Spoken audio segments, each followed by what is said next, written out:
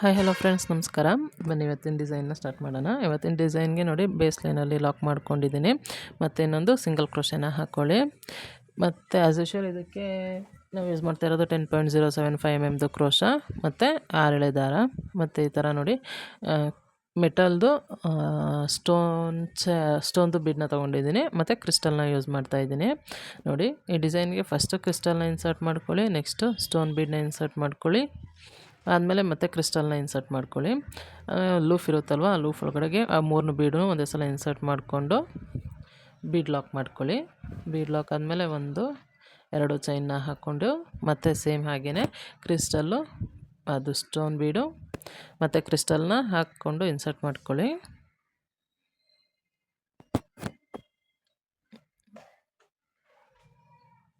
ನೋಡಿ, ಹೀಗೆ ಆ 3 ಇನ್ಸರ್ಟ್ ಮಾಡ್ಕೊಳ್ಳಿ. ಅದು ಕ್ರಿಸ್ಟಲ್ದು ಹೋಲು ಸ್ವಲ್ಪ ಚಿಕ್ಕ ಆಯ್ತಲ್ವ, ಅದಕ್ಕೋಸ್ಕರ ಸ್ವಲ್ಪ ಹಿಂಸೆ ಆಯಿತು 6 ಎಳೆ ದಾರ ಒಳಗಡೆ ಇನ್ಸರ್ಟ್ ಮಾಡಲಿಕ್ಕೆ. ನೋಡಿ, ಆಮೇಲೆ ಬೀಡ್ ಲಾಕ್ ಮಾಡಿ ಆದಮೇಲೆ ಅದನ್ನು ಎಷ್ಟು ಗ್ಯಾಪ್ ಬರುತ್ತೆ ಅಷ್ಟಕ್ಕೆ ಲಾಕ್ ಮಾಡಿಬಿಡಿ. ಅರ್ಧ ಒಂದು 4 ಚೈನು ಗ್ಯಾಪ್ಗೆ ಲಾಕ್ ಮಾಡ್ಕೊಳ್ಳಿ. ಅದು ಲಾಕ್ ಆದಮೇಲೆ ಮತ್ತೆ ಇನ್ನೊಂದು ಸಿಂಗಲ್ ಕ್ರೋಶೆನ ಹಾಕ್ಕೊಳ್ಳಿ. ಲಾಕ್ ಆದಮೇಲೆ ಮತ್ತೆ ಹಾಗೆಯೇ ಒಂದು ಕ್ರಿಸ್ಟಲ್ ಬೀಡು ಮತ್ತು ಒಂದು ಮೆಟಲ್ ಬೀಡು ಮತ್ತು ಇನ್ನೊಂದು ಮತ್ತು ಹಾಗೆಯೇ ಇನ್ಸರ್ಟ್ ಮಾಡ್ಕೊಳ್ಳಿ.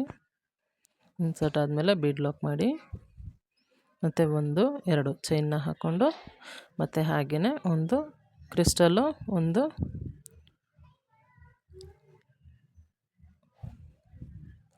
ಸ್ಟೋನ್ದು ಬೀಡು, ಆಮೇಲೆ ಮತ್ತೆ ಇನ್ನೊಂದು ಕ್ರಿಸ್ಟಲ್ಲು, ಹೀಗೇ ಇನ್ಸರ್ಟ್ ಮಾಡ್ತಾ ಬೀಡ್ ಲಾಕ್ ಮಾಡ್ತಾ ಬನ್ನಿ. ನೋಡಿ, ಡಿಸೈನು ಹೀಗೇ ವರ್ಕ್ ಆಗುತ್ತೆ ನಿಮಗೆ ಫುಲ್ಲು.